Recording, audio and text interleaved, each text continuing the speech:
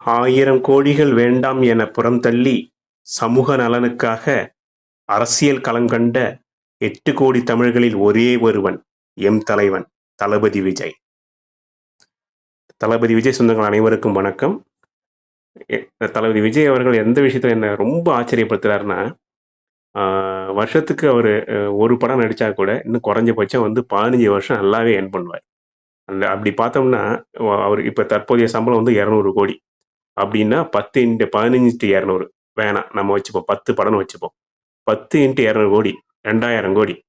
2000 கோடின்றது வேணாம். அப்படியே பாதிக்கு பாதி டாக்ஸ் எல்லாம் போக 1000 கோடி வச்சுக்கிங்க.